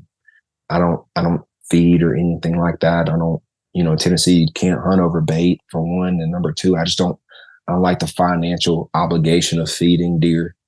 So right now I'm doing a lot of summer scouting and a lot of kudzu. Yeah. Yeah. So speak about that. I showed Andrew, because you made a post, I think, in the Arkansas Mobile Hunters group about that deer. I didn't know that deer was in Tennessee because I thought it was in Arkansas. And it is a hammer. Dude, it is such a big deer. And like, because you mentioned that story about, getting them, but like couldn't ever get them in range and all that kind of stuff. And I'm like, God, dude, just what a deer. It haunts me because I almost killed him one day. I slipped. God, it pisses me off just thinking about it. I don't even like talking about it, man. It makes me want to cry. I got a picture of him coming out of his bedding area. He's bedding on the inside of this big like ridge that has a whole bunch of like, I don't know what happened, if like a tornado came through or something, but there's just a whole bunch of short oak brush. And that's where he's bedding all summer long. I got a picture of him coming out of that bedding area and going up and over this hill into that kudzu thicket. And in my mind, I was like, all right, cool. I know what he's going to do. It's raining today. He's going to go eat kudzu, make a big loop back around, and I'm going to cut him off and I'm going to kill him on the way back to his bed. Well, I went in there and was moving. It was pretty early, about 11 or 12 o'clock. I got in there after I saw him leave his bedding area. And this was after the velvet hunt. This was first week of October. It was once I got back from Colorado. And I made a big loop in there to move some cameras around. And when I was moving those cameras around, I jumped another really good buck that lived in there that disappeared. I think somebody killed him. But when I jumped that buck, I thought it was the big 8-pointer. And I was like, dang it. Like that was it right there. I should have been in my tree. I would have killed this deer. I'd be a hero right now. So I was like, you know what? I'm going to go slip down, go look in that that kudzu. And I'm going to see if, there's some more deer in there. Because there were several other bucks with that one. None of them near as big, none of them near as old. None of them I even wanted to kill. Just good bucks. One of them is going to be sweet this year if he made it. I don't know if he made it or not. Well, on my way down that ridge, I look in front of me. It's probably 100 yards, and I can see this deer standing on top of the ridge. Like it's a big ditch that goes into the privet thicket. I can see him standing like at the point of the ditch.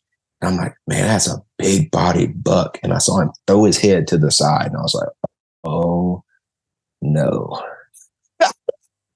that's him. So either way, he came down into that ditch and got downwind of me before I could move because there was deer all around me and blew out. And I never went back in there and hunt that deer. And I know it sounds crazy, but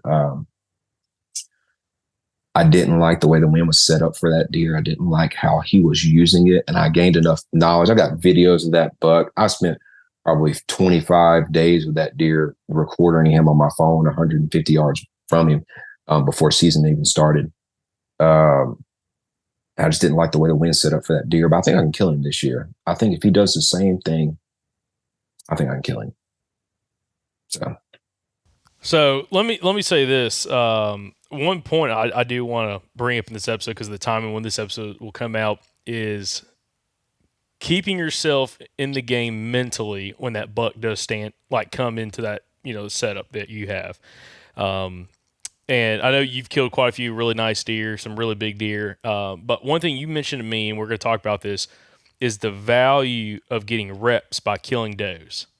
What is your thought? Yeah. What is your thought process on this? Not only because I know you like killing does, but what is the thought process on executing shots and working out some of those kinks before you ever hopefully get an opportunity at a buck a little bit later in the season? Man, I actually took notes on this because yesterday when you asked this, I didn't really have a good answer. Really, to stay sharp, it all starts off for me knowing my freaking setup. So when I started shooting my bow when I was 11 years old, I didn't kill my first deer with a bow until I was 14. And I got shot high, shot low, missed. Sometimes I couldn't even draw my bow back. I was so excited. But the one thing that changed for me is when I was 14, that summer before, I was able to get me a little job. And I had my little Matthews Z-Max bow. I bought the arrows that I shot all year long. I knew the broadheads I was shooting. I had my bow dialed in. I went and got my bow tuned. My grandparents they were old school. All that stuff was accessory to them. Boy, you don't need all that to kill a deer. So if I was going to do any of that kind of stuff, I had to pay for it on my own. So I had a summer job. I got all the stuff. I got my bow rigged up. And the first deer I was able to see that year, which was a doe, I just 10 ringed her. And I was like, oh, that felt so good. And that it made me think, like, what do I do? Number one is be in love with what you're shooting. If you're not in love with what you're shooting, go get new stuff. If you can't afford some new stuff or some change of things, go get another job until you can. So like, I know exactly what arrow I'm shooting. I know like my insert system. I know my broadhead. I know how fast my bow is shooting. I know basically you could take my bow and I could dial it to 30, take the tape off of it and hold it higher or low and hit about where I want to inside of a pop plate. I would say out to 60 yards because I shoot every day. That's one thing that has just kept me in the game forever. I know guys can't shoot every day because of work and family and all that kind of stuff. But if you can know your setup and be so in love with your setup that there's no variance other than you being able to shoot, guess what? You just took a lot of problems out. I know a ton of guys that they get a new broadhead this week, a new broadhead next week. They got a new arrow.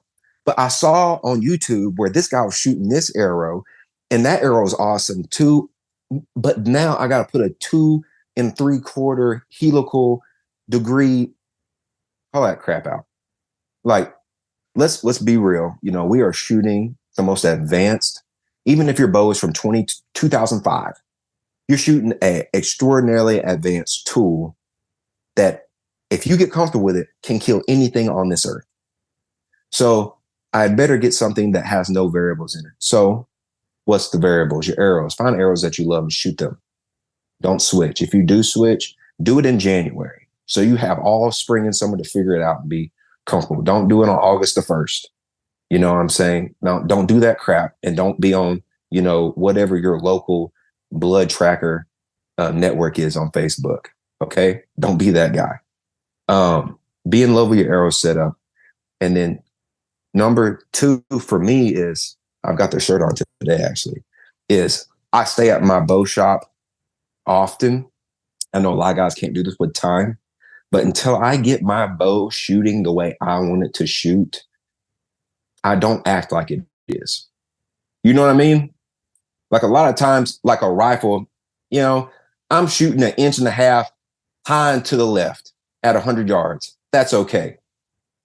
That's not okay with a bow, because if you're shooting a deer at 30 yards and your pin at 30 yards is 1.5 inches low or high or whatever it may be, when that deer ducks, what's the equation going to be now? Like, what's the variant in there now? That 1.5 inches might be the thing that gut shoots it. It might be the thing that shoots it right here and square in the shoulder. Or if my bow is completely dialed in, I don't have it kicking out to the left or to the right with my my arrows, things like that, I know exactly where I'm hitting. And then the third thing is just shooting in the yard, man. And if you can, I know a lot of guys can't. I don't have any kids. My wife and I will work for a multi-level marketing company. We help people get healthy all the time. I get free time. A lot of people don't have the time to shoot like I do. But if you can shoot in your yard and then go shoot with other people, when you shoot with other people, it makes you nervous. I don't care who you think you are. I don't care how big you think your balls are. You get nervous when you shoot around other people and you don't shoot as good. And the only way you're going to beat that is by doing with people. So that's what I do. I make sure that like once a month, I'll go down to the bow shop and they have a range out back, and I'll get a couple of the guys that work there. I'm like, hey man, y'all want to shoot? It's like a Saturday afternoon. I got nothing else to do. Let's go shoot. It's nothing. It's just, we're just back there chilling, hanging out. We might order some food and we might shoot for 1.5 hours. And that's what I'll do with them. We'll shoot from 0 out to 100. And there's no pressure to perform.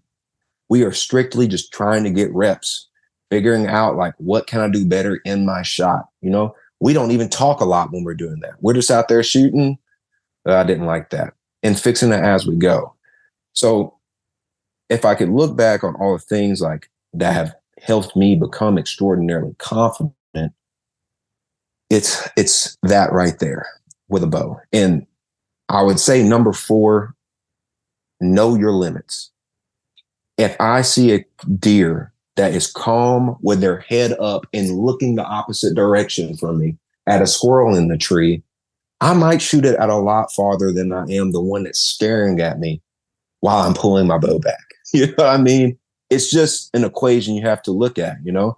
If a doe's got her head down at 40 yards and she's a little finicky, I'm probably not going to shoot at her, you know? If she's at 20 yards and she's a little finicky, I'll shoot her. But you have to know your limits and who you are as a shooter. You have to know your setup. Like for instance, me, I've got a 30.5-inch draw. I shoot 75 pounds. I shoot a 490 grain arrow. Like I can hold about whatever angle on a deer I feel necessary and get through. Some guys who are shooting a 28-inch draw with a 70-pound bow and, you know, a 410 grain arrow, we don't have the same mechanics. So it's like, you might see me shoot one hard quartering away and put it way back close to the hip and watch it come out that deer's neck. But that's just not the same mechanics. Like I got long arms, you know, I'm pulling a lot of weight. It's just a different thing. So just being really confident in what you got, man, and knowing what you got, and loving what you got, being extraordinarily comfortable inside of your range. Like I know for me, if a deer is inside of 40 yards, it's probably going to die. Like, unless I'm just, I don't know, unless something just bad happened that day, I stubbed my toe, or I don't know, I can't think of anything to say. Unless something horrible is going on in my life, if a deer inside 40, I'm probably going to kill it unless I hit a twig. So I know that we're going to get YouTube comments on this, so I need to ask it right now. Can you just quickly kind of run through your setup, like the bow, arrow, broadhead, whatever, what you shoot? 100%. I shoot a Victory Rip TKO 250 spine, the Elites, the V1s, with I think it's 50 or 55 grain brass hit insert, the Easton insert, and also the new Easton stainless collars that go over the end. And then my broadhead of choice is the Sever. I love those Sever broadheads. For whitetail, I love the 2.0 titanium. If I'm going out west, I'm shooting that 1.75 or 1.5. And I shoot the Q2, and they just discontinued the vanes that I shoot, the Q2 something vanes. I can't remember, with a X-Knock and a tan custom-made wrap by Miss Felicia at the bow shop. She makes them at her house. So 3 Fletch, no helical, no nothing. So yeah, I shoot a Hoyt Arc 7 Ultra with 75 pounds, and you heard the stats. So one thing I want to touch on is, you know, one thing you've mentioned is being very comfortable with your setup, being very confident in your setup, and it really comes down to getting reps. And if you feel like it's not shooting how you would expect, again, point of aim, it's one of two things: either the equipment or you. If you don't shoot a whole bunch, it could be you. Might not be the equipment if it's properly tuned. But also being willing to ask those questions and have a reputable bow tech to go to if you don't work on your own bows, because I know a lot of people don't work on their own bows. I don't work on my own bow.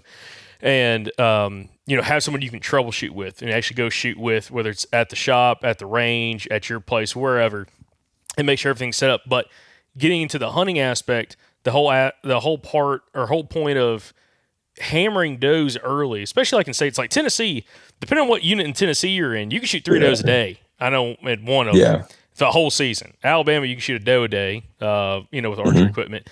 So, I mean, you had the opportunity to shoot if you want to, and you want to donate a bunch of meat, you could, I mean, just go through as many arrows as you want to shoot, okay? Yeah. You know, if you can get on this kind of deer. Talk to me about, it's one thing to shoot foam, it's another thing to shoot a live animal, and working out the buck fever, you could say. I'm not really going to say target panic, but buck fever, that elevated heart rate and everything, and excitement, which we're all going to get, but be able to mitigate that by having other opportunities before that buck comes out. And, maybe, I mean, some people might be out there. It hasn't happened to me where the first of the year I have a freaking hammer of a buck come out. Has not happened quite yet. Maybe this year might be. Neither for me. But it's like, dumping a few does. What does that do for you from like a confidence standpoint and also mechanic standpoint, and just getting more comfortable for when you hopefully do have that opportunity, maybe in a couple more weeks, to be able, shoot, a really good buck? Well, the biggest thing it does for me is it allows me to control my emotions. I get buck fever over a doe, man. I get jacked up over any deer that's under 40 yards, like, because I know I can kill it. You know what I mean? So what I do early season is I try to get as close to them as possible. So, for instance, this year, my first doe I killed, man, she was right underneath the tree. And I sat there, I watched her come in feeding on these white oaks.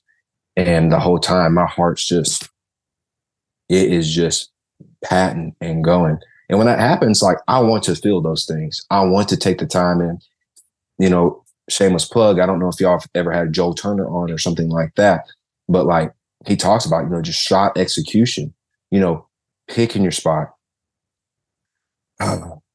Here I go, taking the time to watch that deer, draw my bow back, settle into my shot, watch that pin float behind her shoulder, and taking your time, 3, 2, boom, and letting it break. And then the biggest thing is for me now, because I'm in no means the best shot in the world. There are guys anywhere to everywhere that can shoot way better than me. But I have a confidence in myself because I'll watch that arrow go where I was aiming. And that's like the big thing with foam. Like, if a guy will slow down in his yard, shoot and watch that arrow go where he was aiming, translate that into the woods when I'm shooting this doe, here she is, perfectly broadside. I'm watching it go where I'm aiming. That soothes my mind and my body. For instance, like for when I go to, when I go to shoot that first buck, So like the buck I shot this year in Arkansas, he wasn't a big buck by any means, but it's the last day I was there with my brother, and I shot him 3 times. I shot him once at 50, once at 41, and once at 63. He would not die. I've got pictures of him. I'll show anybody that thinks I'm lying. My brother was right there beside me. He was at 50 yards, this big grass patch, shot him, double lunged him. He ran closer to us because he was completely oblivious that we were there, and just sat there and kind of heart shot him. Then he ran out to 63 and just stood there. I don't know what this deer was mad out of. I'll send y'all the picture of him here in just a minute, so people don't think I'm lying. And I shot him again. He fell over and died. But it all comes down to, like, if I can get those jitters out and get a few bodies underneath me before I have that big build-up moment. Like, for instance, the deer I shot this year in Tennessee, when he came underneath me, like, I had no hesitation. I'd been in Arkansas the week before. I shot 3 does in Arkansas, I think. I can't remember, 2 or 3. And when he came underneath my tree and I stopped him, like, shooting a deer straight down is pretty intimidating. But when you have those emotions and those feelings out of the way, and you are able to settle in, and I stuck it right on his spine and just shot him straight down. I had no jitters. Like, was I nervous? Yes. Was I excited? Yes. But like in that shot process, the world around me froze. I was able to settle into that pin and make it happen. I feel like a lot of guys too, and I might be horribly wrong in this, the speeding the shot up and not necessarily having a focused mind comes from rifle hunting. In my own experience, because a lot of times when I was younger in rifle hunting or duck hunting, for instance, you see there, pow. You know what I'm saying? I'm owning there, boom. and going into bow hunting, you have to slow it down. There are times where you have to stop a deer and shoot him before he gets off. But even in those moments, if you'll just take that extra half a second just to and actually truly envision where you are hitting that deer and watch that arrow hit it, for me, that's my step. That's what I do. It helps me. It takes me a long ways, especially on those big old nanny does, because they come in there looking for you. You know what I mean? They come in there, they're like, those old does are funny acting. I don't think they're the smartest deer in the woods. I don't think they're smarter than a big old buck. I know guys say, that old nanny doe is the smartest deer. Nah, I killed too many of those. I ain't killed that many big bucks. I killed a whole bunch of big nanny does. But they are all, they are always on alert. So if you can get one of those big old girls in bow range, have her relaxed, you've beaten one of the smartest animals in the woods. Execute a good shot on her, kill her humanely, have her dead in sight. It's just a confidence booster, Real quick, one final story I want to wrap up with. You told me this yesterday, and hopefully you'd be willing to tell it again, is your experience elk hunting and the excitement of having a 500, 600, 700-pound animal right in front of you. Oh, man. I don't like bringing this up. So back to like cool, calm, and collected. As I was telling you yesterday, like my whole dream animal is elk. Like I'm saving up for next year, and I'm going to buy a landowner voucher and a really good unit. It's going to cost a lot of money, but I'm going to do it. I'm going to bite the bullet. I'm going to do it. I'm young once. But either way, I had started scouting 4 days before season started and found these elk, yada, yada, this, that, and the third. And then opening day, got in there, slipped into that group of elk about 4:00 in the afternoon on a big water hole that big wallow they had all hit before they went up into this meadow. By the time they get up to that meadow, it was almost too dark to see. Well, I had told myself the first legal elk I see is getting it. I have an either sex tag, shooting whatever. There's a big herd of cows.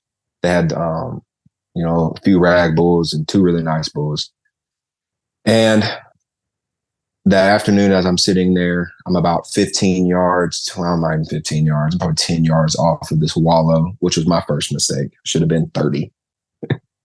And these cow elk start piling out of this hole, out of this trail coming out of these woods. And they would come by me, and they didn't go to the wallow, but they went up and around me and went up into the big field, the big meadow. But they were a little bit out of range. They weren't out of range. They were just moving so fast. You couldn't really stop them. I knew the herd was really big. I didn't want to make a commotion. So I was like, all right, cool. I kind of got my shoulder shrugged around to where if another elk did that, I could stop them and shoot them at like 30 yards, 25, 30 yards. Well, the next elk that hits that gap is like this 6-point bull, nothing giant, probably 270, 280 bull. Just for me, it's everything I could ever dream of. And instead of doing what those cow elk did, that stupid thing walks straight to the water hole and is like 8 yards from me, looking at me, like drinking water and looking at me. And I'm on the ground just like, what do I do? So I'm always a little more aggressive than not, and that cost me. I should have waited for that bull. He had no care of what I was. I should have waited for him to turn. I could have drawn, shot him broadside. But what did I do? I pushed my bow out and stuck my string to my mouth. And as soon as I saw brown in the peep sight, I shot. And that elk blew out of there. The arrow was way high in his neck. I felt horrible. I was like, man, this sucks. Like, what am I doing? I'm an idiot. Like, I've been dreaming about this moment my whole life, and I just ruined it. Found no blood, didn't find the arrow. I looked for probably an hour and a half for that elk, nothing. And so I'm on my way out. I was like, I'll come back tomorrow and look even more. Well, I'm on my way out, and I get up to the top of the ridge, and I crest over. And when I crest over, I hear hooves running from me. You can hear an elk when they're running. They're big and loud. And I look, and it's this 4x5 bull. I kicked him up out of these little pine trees on the side of that mountain. And he gets to running out there, and I stop him. And it's the adrenaline dump. When that first elk I shot, I was so worked up. By the time I got to the top of that ridge, like I was numb. I literally felt nothing. You know, I probably was, if I wouldn't have killed that bull, the one I did kill, I probably would have had depression to this day, honestly. So I stop him, range him at 91 yards, draw my bow, shoot, double lung him. He runs 20 yards and flips over dead. So I messed up a shot at 10 yards and smashed one at 91 yards. And it was just the goofiest time of my life. I could have ran to the moon. I was so jacked up. I ran to that elk, put my hands on it, and was like, thank you, God. Finally. And it's still the best meat I've ever eaten in my life. We actually just got it all out of the freezer about 3 months ago. We finished that elk. So, yeah. Dang. That's my elk story. All about that shot process too, huh? Like, so on the further one, do you feel like you went through your process? Were you like, okay, I screwed that up earlier. Like, let me make sure I go through my mental checklist?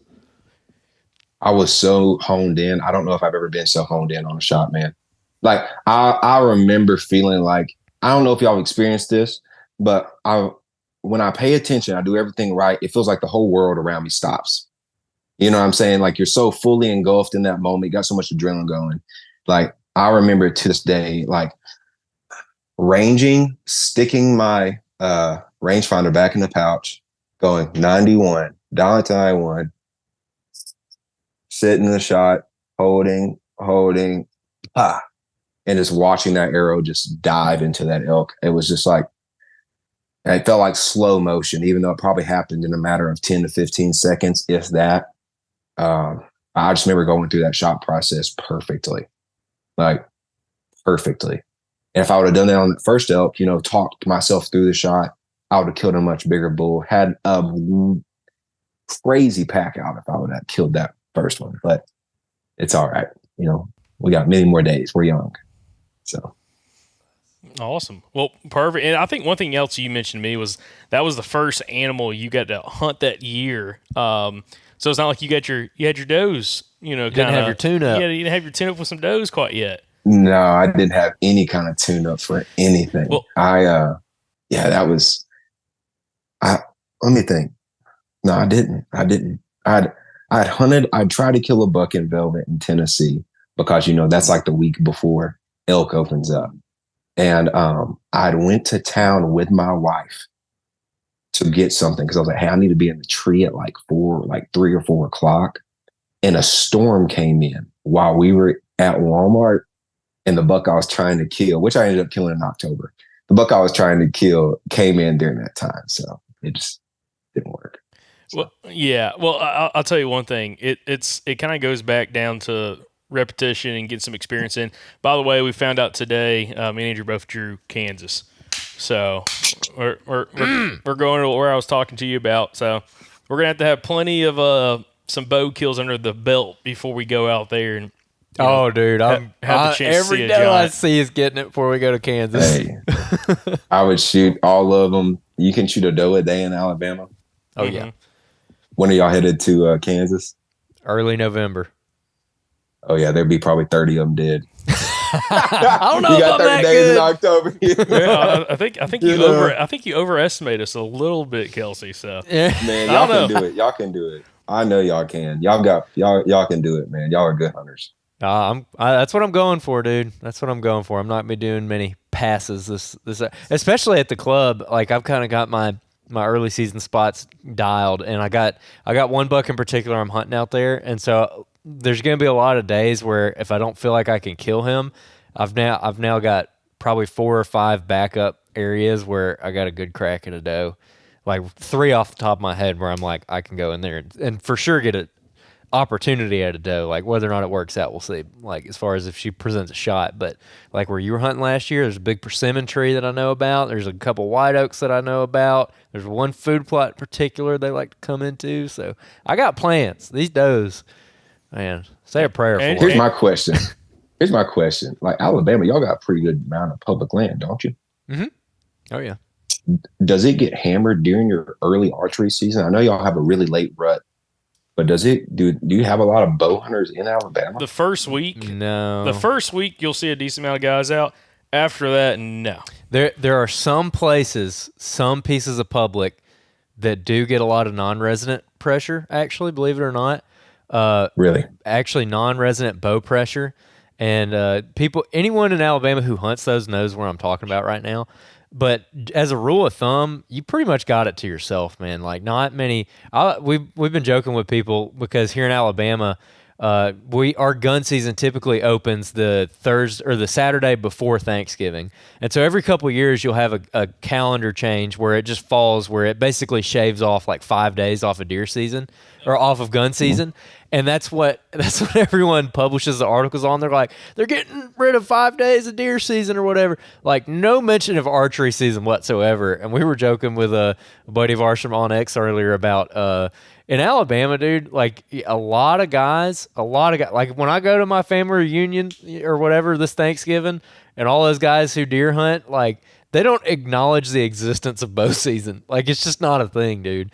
A lot of guys around here, deer season starts during gun season. You were talking to a guy not long ago that was like that too. Yeah. I'm like, well, even when we went to the CAB meeting, the Conservation Advisory Board meeting, they were like, oh well, they said specifically deer season will start November 23rd. Yep. And I'm like, y'all are the ones in charge of rules and regulations, and you don't understand that we have bow season that opens October 15th and October 1st in a couple zones? Dude. Then they're like, yeah, deer season will start. They didn't say gun season. Deer season will start November 23rd this year. Yep. When does y'all's archery season start? The 15th of October? Yeah, that's there's some zones that open October 1st, but the majority of the state's October 15th. Yeah. Oh, I got you. I thought y'all were in October 1st state. That's why I said 30. Yeah, don't kill 30. Kill 15. And we'll get y'all in trouble. Well, maybe that's crazy, man. That's crazy. I figured, man, I feel like y'all could get out there on some of that public before it gets smashed and just have your way with some does. When did the acorns start following down there? It usually hits right there around when bow season is starting. So around October 15th. By October 15th, you've had some trees that are already dropping, but they're not all just raining. Really, once you get into November, that's when everything really starts dropping really good. But they probably start around the 1st of October and kind of trickle through. And then once you get a couple of those really good cold fronts, you don't even have to have a frost, but after you get a couple good cool days and that temperature drops a little bit at night, they really start dropping. So usually like early November is when they start dropping really, really good. And let's talk about that makes sense. Let's talk about mountain oaks or mountain chestnuts. Mountain oaks are different. Those suckers start dropping September 15th, and the deer won't touch them unless there's nothing else left for them. I don't know. I don't. Are you talking about those big giant? Are you talking about those big giant acorns? Yeah, I know you got a bunch of them in Arkansas because I've seen a bunch of them over there, and you got a bunch over there in Tennessee. I guarantee it. Yeah, we got a ton of those stupid things. And my first year, you got a whole bunch of them in the Ozarks. You don't have a ton of them in the Washtas. But my first year living here, man, in Tennessee, it blew my mind how many of those things were just everywhere. And not a soul touched. The squirrels don't even eat them. Yeah, we found some feed sign underneath them early September in Georgia last year. Actually, really good feed sign underneath them, which is mind blowing to me. Just because white oaks weren't dropping quite yet, red oaks that wasn't even a thought for a red oak to be dropping. Yeah, and that was the only thing dropping. The deer were hitting them really hard in a couple specific spots, and we sat a couple of them, seen some does, and I think maybe one or two real little bucks like spikes, small bucks. But you find big sign around. But now I'm looking back at there was no real good cover, super tight. Where I hunted, there was. And looking back, we approached it completely wrong. We walked right through where they were. Yeah, bedded. we walked right through where they were. Oh, whoops! Yeah. It's okay. It's okay. Yeah, sets up exactly what you're talking about, Kelsey. A bunch of Johnson grass and just thicket right there that we had to like kind of come in and around. That's exactly where those bucks were. Yeah, we were from. walking through. Now it was like kind of on a ridge top, and we were kind of side hilling on one side. And we get on top, we'd kind of side hill up, get up on top where the feed sign was, and then they would come from the direction we came from, but on the other slope of the hill. And we're like, oh, these deer keep coming from behind us. And we're like, It's so stupid. Yeah, we thought they were going to cut one of the other finger I was points. just trying to smack a doe right there, honestly. There was some buck sign, and looking back, like I would love to go. We're not going to go hunt it this year, I don't think, but if we were, I do think you could actually kill a buck right there, because there were scrapes, there was whip rubs, and I think you'd have to walk a lot further, and you'd have to walk up a big hill. But if you access it from a different direction, I think you could actually do very good right there in that spot. So, but Nice. All good. But Kelsey, dude, we taking up a ton of your time, my man. Went a lot longer than I thought we were going to go, but it was a good conversation. So appreciate you joining us. Real quick, somebody wanted to potentially ask you some questions, something through social media. How's somebody get a hold of you on social media? I have one thing, and that's my Facebook, and it's Kelsey Moss. As simple as that is. You'll see I have two, but one of them I don't talk about hunting on. That's the Kelsey Grant Moss. That's the one for my Tennessee folks that only thing I talk about on there is getting healthy. So if you want to talk to me about deer hunting, just holler at me at Kelsey Moss on Facebook. And the Arkansas Mobile Hunters, man, it's a good group of guys on there. And it's summertime, so it's not as hot as it is during September, October, November, and December. But once season gets around, the boys stay fired up in there. Absolutely. They stay fired up in there. Awesome. Well, Kelsey, dude, appreciate you joining us on the podcast. And listeners, thank y'all for listening to the podcast. Viewers, thank you all for watching the podcast on YouTube. If you enjoyed this episode, we got to start doing this more on episodes, Andrew, by the way. If you enjoyed this episode, go leave us a 5-star written review on Apple Podcasts or a 5-star review on Spotify if you happen to be one of the 8% of people that listens on Spotify. Go leave us a 5-star written review on the episode, kind of what you liked about it. And other than that, thank y'all for watching. Thank y'all for listening. We'll catch you back here in the next episode from the Southern Outdoorsman Podcast. And remember, guys, y'all stay Southern.